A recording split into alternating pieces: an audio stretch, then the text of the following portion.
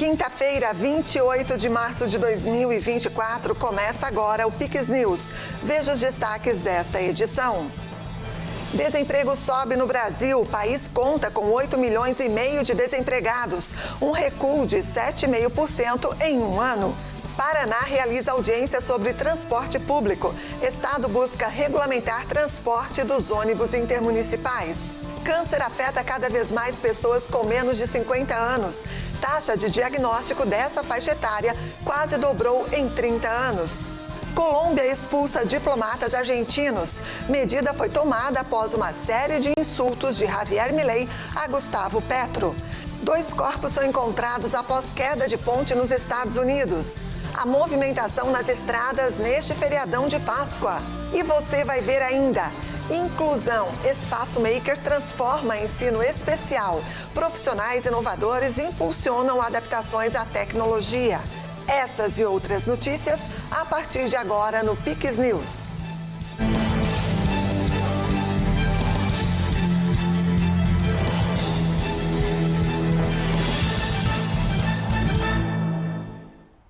Olá, obrigada pela companhia. Nós estamos ao vivo, agora são 8h09. A taxa de desemprego no Brasil subiu para 7,8% no trimestre de dezembro e fevereiro, o que representa o segundo aumento consecutivo, segundo os números oficiais publicados nesta quinta-feira pelo IBGE. O índice ficou em 7,6% no levantamento entre os meses de novembro e janeiro. Até então, o Brasil havia registrado 9 quedas consecutivas da taxa de desemprego, até 7,4% para o trimestre outubro-dezembro de 2023. No total, o país conta com 8,5 milhões de desempregados, o que significa um recuo de 7,5% em um ano. Em 2023, o Brasil registrou um crescimento do nível de desocupação de 2,9% contra 3% no ano anterior. Mesmo com o desemprego em alta, o ministro da Economia, Fernando Haddad, disse durante um fórum econômico em São Paulo nesta semana que as previsões de crescimento do PIB do governo para 2024 serão revisadas para cima em breve, até 2,5%. Um grupo composto por 24 entidades se reuniu na quarta-feira com o governador do Rio Grande do Sul, Eduardo Leite. Eles propõem a retomada de discussão de ajuste na alíquota do ICMS. Se aprovada, a medida proposta pelo governo gaúcho no ano passado substituiria os decretos de revisão de benefícios fiscais editados no fim de 2023 e que passam a vigorar a partir de 1º de abril. O governador prometeu uma análise rápida da sugestão das entidades empresariais. Houve uma apresentação por entidades empresariais de uma carta que tem assinatura até aqui de 24 entidades, pelo que manifestaram outras poderiam estar também assinando e algumas não assinaram, mas se dispõe a discutir também que se retome a discussão do que consideramos o plano A, que é o ajuste da alíquota modal do ICMS em troca de não haver esses decretos que revisam benefícios fiscais. Sempre o governo entendeu que o ajuste na alíquota modal era melhor, nós sempre deixamos isso muito claro. Na ausência da possibilidade de encaminhar ajuste na alíquota modal, foi que nós encaminhamos essa revisão de benefícios nesses decretos. Então, agora que recebemos isso, vamos avaliar com a nossa equipe, o que eles pedem é que nós prorroguemos por mais um período, 30 ou 60 dias, tempo suficiente para que a Assembleia Legislativa viesse a analisar um novo projeto. Isso envolve uma série de análises econômicas, porque aí só vigora para o ano que vem, esse ano não teria o impacto, o Estado tem a necessidade dos recursos em 2024, temos que analisar as questões políticas envolvidas, enfim, analisar o ambiente, o cenário para poder emitirmos uma posição a respeito desse assunto, que vamos fazer naturalmente com o mais rápido possível, tendo em vista que os decretos entram em vigor agora no dia 1º de Se aprovada pela Assembleia Legislativa, a mudança da alíquota valeria a partir de 2025. Durante a reunião, que contou com a presença de deputados da base aliada e secretários de Estado, Leite anunciou mudanças nos decretos de benefícios fiscais. Será alterada a vigência do decreto que estipula a limitação do chamado fator de ajuste de fruição e a redução do percentual de incentivos para defensivos agrícolas, que mudou de 40% para 30%. Fazer uma reunião com a equipe, avaliar, como eu disse, condições técnicas, políticas, alternativas. Tem uma série de itens aqui que precisam ser avaliados. O importante é que se deixe um debate franco, honesto e sincero sobre esse assunto. O governo não quer arrecadar para ter mais dinheiro. O governo precisa de receitas para poder atender a população nas tantas demandas que tem, inclusive das entidades empresariais, em investimentos em infraestrutura, em segurança pública, em subsídios e subvenções para irrigação, para a eletrificação rural, para melhoria e qualificação das cidades. Tudo tem impacto no Estado, na vida das pessoas, na economia, e se o governo não tem os recursos, ele tem menos capacidade de viabilizar essa melhoria na qualidade de vida. E o diagnóstico de câncer revelado pela princesa Kate na última sexta-feira expõe uma realidade que intriga os pesquisadores. A doença registra um grande aumento entre os menores de 50 anos e o número de casos quase que dobrou entre 1990 e 2019. O caso da princesa Kate, de 42 anos, que anunciou recentemente que está em tratamento contra um câncer, é um exemplo de como, por razões ainda sem explicação, cada vez mais pessoas com menos de 50 anos são diagnosticadas com a doença. Entre 1990 e 2019, a taxa de diagnósticos por câncer quase dobrou neste grupo etário em todo o mundo, segundo um estudo publicado em 2023 pelo BMJ Oncology e centrado nos 30 tipos de câncer mais comuns.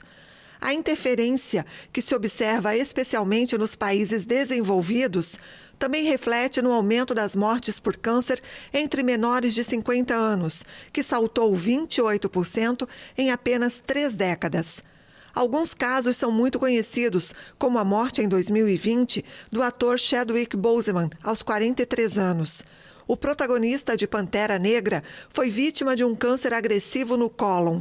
Especialistas afirmam que não há nenhum elemento conclusivo para a expansão da doença, embora vários fatores possam estar envolvidos, por exemplo, a obesidade e o aumento de carcinógenos em produtos químicos, microplásticos e novos medicamentos. Pesquisadores também rebatem as teorias conspiratórias sobre a vacinação contra a Covid-19, já que o aumento dos casos de câncer começou muito antes da pandemia. E a Operação Semana Santa, realizada pela Polícia Rodoviária Federal, inicia com o objetivo de prevenir acidentes nas rodovias em todo o país. Quem traz mais informações sobre o assunto é o repórter Vinícius Pacheco. Olá, Andréa. Com o feriado de amanhã, a PRF prevê que o fluxo de veículos nas rodovias federais deve aumentar. Com isso, os riscos de acidentes também crescem. A Polícia Rodoviária Federal vai realizar até segunda-feira operações de prevenção de acidentes voltadas à fiscalização de condutores que não respeitem os limites de velocidade e também ao não uso dos equipamentos de segurança. Nesse mesmo período, no ano passado, só em Santa Catarina, foram registrados 105 acidentes, deixando 126 pessoas feridas e 5 mortes. Por ser o feriado religioso, a tendência é que o movimento nas rodovias federais seja mais intenso no sentido interior do estado. Já na volta para casa, no domingo, deve ter o maior fluxo no sentido litoral. Por isso, a PRF reforça alguns cuidados que os motoristas devem ter durante o trajeto. Antes de pegar a estrada, por exemplo, revisar o veículo, respeitar os limites de velocidade, usar o cinto de segurança, não ultrapassar em locais proibidos e manter uma distância segura de outros veículos são algumas ações que podem salvar vidas. Andréa, são essas as informações. Vinícius Pacheco para o Pix News. Obrigada, Vinícius. E está previsto para este ano a licitação do transporte público da região metropolitana de Curitiba, no Paraná. A fase de finalização do edital já está na última etapa, a audiência pública. Durante a reunião, foram apresentados ao público os estudos que baseiam o edital de licitação, elaborados pela Fundação Instituto de Pesquisas Econômicas. O Paraná busca regulamentar a gestão dos ônibus que operam na rede integrada de transportes da região metropolitana, que atualmente transporta mais de 50 milhões de passageiros, contemplando 19 municípios, e no futuro passará para 29. Uma oportunidade de apresentar o projeto da licitação para a sociedade, ouvir contribuições, críticas, sugestões, tendo em vista que nós estamos numa reta final agora, de um processo muito importante, de um sistema que funciona bem, entrega o serviço para a população, mas que até hoje não é regulamentado e agora o Estado caminha para efetivamente a gente ter essa regulamentação. Além da ampliação no atendimento, o edital também prevê ônibus mais novos, sistema de bilhetagem eletrônica e operação com créditos virtuais, Wi-Fi e sistema de segurança. As empresas que apresentarem a proposta com o menor custo por quilômetro rodado vão arrematar os contratos por 12 anos. A licitação ela trata do transporte metropolitano, né? São as linhas que fazem as ligações de um município com o outro. Em relação aos sistemas urbanos, que ainda o Estado efetua esse trabalho, haverá um período de transição. Destacar que não haverá descontinuidade ou desatendimento à população, independente do momento que a licitação seja lançada e independente de como vai ficar essa reorganização entre os municípios e o governo do Estado. Isso está sendo trabalhado através de um período de transição em comum acordo. E você vai ver a seguir: ordem pública e democrática no Haiti. Futuros dirigentes se comprometem a restaurar a ordem constitucional no país. E ainda, inclusão. Espaço Maker transforma ensino especial. Profissionais inovadores impulsionam adaptações à tecnologia. É depois do intervalo, voltamos já. Cestão de Páscoa Comprão. Preços tão baixos que dá vontade de levar tudo. Banana caturra 2,89 o quilo no Clube K. Ovos vermelhos ou brancos com 30 no Clube K 17,99. Pizza Seara 460 gramas 10,89. Arroz branco Kika 5 quilos 19,99 no Clube K. Farinha de trigo Rosessol 5 quilos no Clube K 11,99. Lava-roupas Omo 4 quilos 44,99. Nesta semana inaugura em Palhoça loja de número 67. Melhor preço é no Comprão. Somos a JJ Hotels Group. Com uma equipe especializada, vamos ajudar o seu hotel ou pousada a crescer nas vendas. Cuidamos de toda a parte de marketing e central de reservas, para que o seu hóspede tenha um atendimento privilegiado e a atenção que ele merece. Além de uma experiência de 10 anos no mercado, contamos com os melhores sistemas para o controle da sua hospedagem. Você se preocupa em receber os seus hóspedes, nós nos preocupamos em levar eles até você.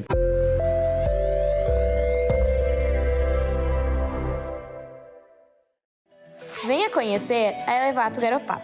Você vai encontrar mais de 15 mil acabamentos para a obra ou reforma dos seus sonhos.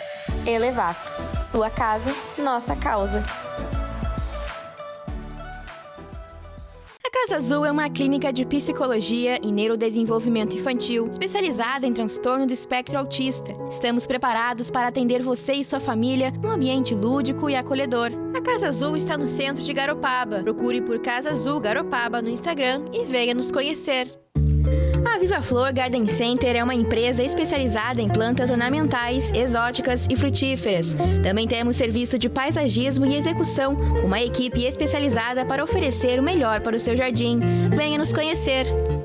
O Guins é especialista em vestir o seu lar com conforto, qualidade e tecnologia. Persianas motorizadas Unilux, cortinas sob medida e toldos que oferecem proteção visual e térmica, além de uma variedade de mobiliários, itens de casa e decoração. Visite-nos! A situação é grave. A dengue atinge cada vez mais catarinenses. Os municípios e o governo do estado estão trabalhando e fazendo a parte deles. Faça você a sua. Você já sabe que o mosquito da dengue se cria na água parada, principalmente nesse período de chuvas e sol forte. Então, acabe com toda a água parada na sua casa e mantenha seu terreno limpo. Converse com os vizinhos. Somente com a união de todos é possível vencer a dengue. Faça a sua parte, porque a dengue mata. Secretaria da Saúde. Governo de Santa Catarina. Estamos de volta, agora 8h22. A Rússia prendeu 5 jornalistas de meios de comunicação independentes. Um deles afirmou ter sido agredido.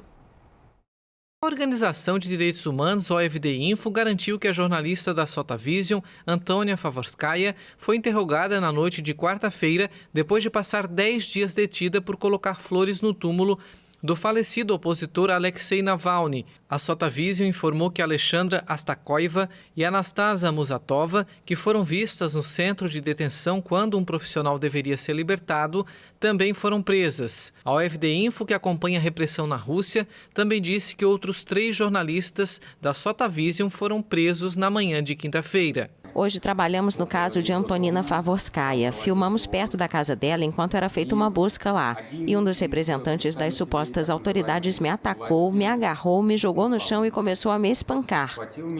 Desde o lançamento do ataque contra a Ucrânia, a Rússia proibiu, bloqueou ou tentou censurar quase toda a imprensa independente que ainda opera e muitos jornalistas independentes surgiram e os que permaneceram enfrentam riscos. Foram encontrados por mergulhadores os corpos de 2 trabalhadores após queda de uma ponte em Baltimore, nos Estados Unidos. As vítimas são um mexicano e um guatemalteco. Os 2 estavam presos no interior de uma caminhonete submersa a cerca de 7,5 metros de profundidade. O sonar mostra que os veículos estão presos entre os escombros de aço e concreto da ponte Francis Scott Key. A estrutura ruiu após um barco colidir contra a ponte. O navio emitiu um alerta de emergência momentos antes da colisão, o que levou a polícia a se apressar para interromper o trânsito na ponte. Isso provavelmente salvou muitas vidas, mas não foi possível retirar os 8 trabalhadores que reparavam buracos na pista da ponte. 2 foram resgatados das águas do rio Patapsco, momentos depois do colapso. Um ficou ileso e outro recebeu alta do hospital nesta quarta-feira. Tudo indica que os outros 4 trabalhadores desaparecidos estão mortos. Uma rebelião ocorreu na prisão regional do porto equatoriano de Guayaquil, de onde o temido líder de um dos maiores grupos criminosos do país fugiu em janeiro. Adolfo Fito Macias, temido líder da organização Los Choneros, uma das maiores quadrilhas criminosas do país, fugiu em janeiro, desencadeando uma guerra entre quadrilhas do tráfico e o Estado, que deixou dezenas de mortos no início do ano e levou o governo a militarizar as prisões e as ruas.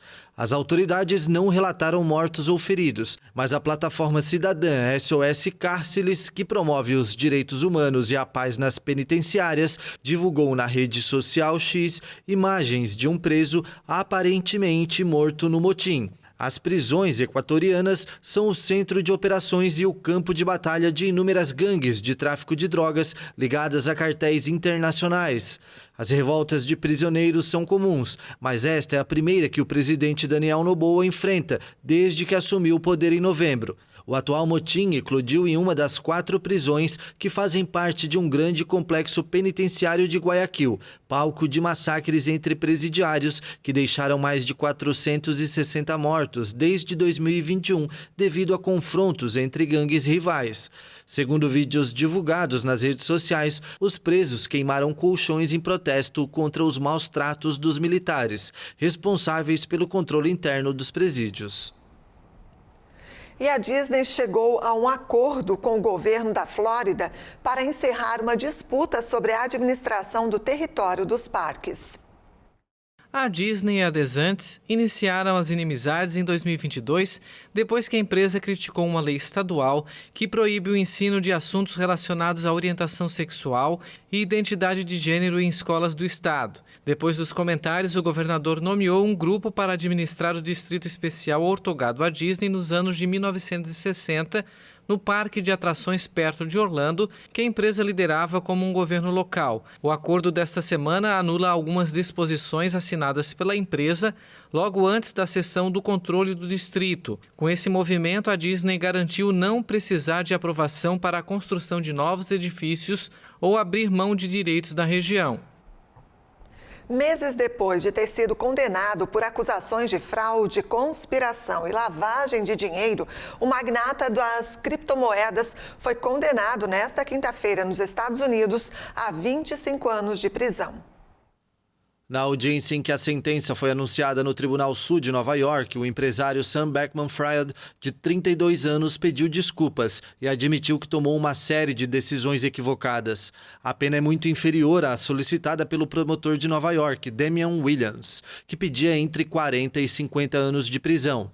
Sam é fundador e presidente da plataforma de transação de criptomoedas FTX. Em novembro, um júri de Manhattan o considerou culpado de 7 acusações, incluindo fraude, conspiração e lavagem de dinheiro. Conhecido como SBF, o empresário utilizou sem consentimento os depósitos dos clientes da plataforma para fazer transações de alto risco em seu hedge fund, Alameda Research, e para comprar imóveis de luxo, além de fazer doações políticas. Bilionário antes dos 30 anos, Bankman-Fried conquistou o mundo das criptomoedas com uma velocidade vertiginosa, transformando a FTX, uma pequena startup fundada em 2019, na segunda maior plataforma de câmbio de criptomoedas do mundo. Mas, em novembro de 2022, o império FTX implodiu, incapaz de fazer frente aos pedidos maciços de retirada de fundos dos clientes, depois que souberam que parte dos recursos depositados na empresa estavam comprometidos em operações de risco. E a Colômbia ordenou nesta quarta-feira a expulsão de diplomatas da Embaixada da Argentina em Bogotá. A medida foi tomada após uma série de insultos do presidente argentino Javier Milei, que chamou o colega colombiano Gustavo Petro de assassino e terrorista. O Ministério das Relações Exteriores colombiano afirmou em comunicado que, neste contexto, o governo ordenou a expulsão de diplomatas da Embaixada da Argentina na Colômbia. O Ministério não especificou quais serão os funcionários removidos. O governo da Colômbia repudiou a entrevista de Milei ao canal CNN. A mídia americana divulgou mais cedo trechos da conversa e citou algumas declarações de Milei contra Petro. Entre elas, Milei afirmou que não se pode esperar muito de alguém que foi um assassino terrorista. E o futuro Conselho Presidencial haitiano, que vai assumir o país após a renúncia do primeiro-ministro, se compromete a liderar a transição para o restabelecimento da ordem constitucional. Em um comunicado, os membros do grupo de dirigentes, que ainda não está oficialmente instalado, afirmaram que juntos vão implementar um plano de ação claro destinado a restaurar a ordem pública e democrática. No comunicado, destacam que tão logo seja instalado, o Conselho Presidencial nomeará um primeiro-ministro com o qual formará um governo de unidade nacional e devolverá o Haiti ao caminho da legitimidade democrática, estabilidade e dignidade, declararam. O primeiro-ministro Ariel Henry, muito questionado pelo aumento da violência de gangues e por chegar ao poder sem se submeter ao voto popular, anunciou a renúncia em 11 de março. No mesmo dia, foi anunciada a criação de um Conselho Presidencial de Transição. A posse desse grupo, que inclui membros das principais forças políticas do país, assim como do setor privado, sociedade civil e da comunidade religiosa, tem sido adiada até agora por desacordos internos. A educação especial em Santa Catarina ganha destaque nacional com abordagem inovadora e centrada no aluno. No coração desse avanço está o Centro de Referência em Tecnologia Assistiva, conhecido como Espaço Maker, uma iniciativa da Fundação Catarinense de Educação Especial. Aqui, profissionais como a Ana Carolina, coordenadora do Espaço Maker, estão revolucionando a forma como a educação é entregue. Nós oferecemos, por exemplo, as nossas oficinas certificadas, que elas são avisadas pelo site. Então, toda quarta-feira, numa quarta-feira no período da manhã, na seguinte no período da tarde, nós temos oficinas com os mais variados temas. Esse mês, por exemplo, o tema são recursos pedagógicos de baixo custo e alto impacto. No mês que vem, nós trabalharemos recursos pedagógicos com música, com a temática da dengue, para atender essa necessidade, no Ministério da Educação e da Saúde, de combate. No mês seguinte, serão recursos pedagógicos com comunicação alternativa. Então, pelo nosso site, as pessoas podem se inscrever. Nossos cursos são abertos à população catarinense. Pode ser um professor da rede, de uma instituição, pode ser um pai que queira desenvolver com seu filho, pode ser um profissional de uma rede pública ou privada. Não fazemos distinção. Auxiliamos todos aqueles que querem desenvolver a tecnologia assistiva. O Espaço Maker não é apenas um local de criação, mas também um ambiente de aprendizado contínuo. Professores como Vilma Fritz, da APAE de Apiúna, visitam o espaço em busca de novos conhecimentos para enriquecer as práticas educacionais. a gente veio para essa oficina para levar conhecimentos para os nossos professores, esse aprendizado que a gente está vendo que é de tão importância, né, com esses materiais que a gente vai construir, né, de baixo custo, que eu acho que vai ser de grande importância para a nossa instituição, para trabalhar com os nossos alunos. Eu acho que a gente tem sempre que aproveitar essas oportunidades que a Fundação nos proporciona. Essa abordagem inclusiva está transformando salas de aula em espaços de criatividade e descoberta, onde cada aluno recebe o suporte necessário para alcançar o pleno potencial. E eu vim fazer o curso da Fundação como uma forma de qualificar cada vez mais o nosso trabalho e, principalmente, né, a gente está sempre buscando a Fundação como a fonte máxima, né, dos recursos, das referências, quando a gente fala de educação especial, né? Então, não só os cursos aqui, mas também todas as diretrizes que a Fundação sempre nos dá. E eu, então, vim aproveitar essa oficina para a gente conseguir, na prática, trazer um pouquinho do conhecimento da Fundação para a nossa instituição. O setor artesanal, com materiais cuidadosamente selecionados para promover a sustentabilidade, oferece uma solução viável para professores com recursos limitados, que buscam melhorar as práticas de ensino e proporcionar experiências enriquecedoras aos estudantes. O espaço maker, eu costumo falar que é um espaço físico, mas também conceitual. Ou seja, nós temos uma equipe nesse centro que todos participam de alguma forma dos diferentes espaços. No espaço maker nós temos o tecnológico, porque ele trabalha já com um sistema digitalizado, mas também temos o espaço maker artesanal, onde nós trabalhamos com resíduos, pensando também na sustentabilidade e na realidade dessa pessoa que está na ponta, às vezes um professor, um pai que não tem muitos recursos, mas almeja desenvolver a tecnologia assistiva. Com o compromisso da Fundação Catarinense de Educação Especial e o empenho de profissionais dedicados, o futuro da educação especial em Santa Catarina é promissor e inspirador. É isso aí, bem bacana. Os profissionais e pais interessados em participar devem acessar o site da Fundação para obter informações sobre como se inscrever nos cursos oferecidos pelo Espaço Maker. O endereço é fcee.sc.gov.br.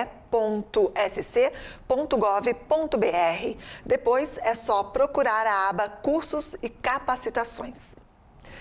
E assim a gente encerra o Pix News desta quinta-feira. Mais notícias no nosso site pixtv.com.br. Siga também nossas redes sociais, o endereço é @pixtvhd. Na sequência, você assiste ao filme O Amor Vem Devagar, no Cinepix. E a gente se encontra amanhã. Boa noite para você, obrigada pela audiência e até lá. Pix TV é conteúdo todo dia.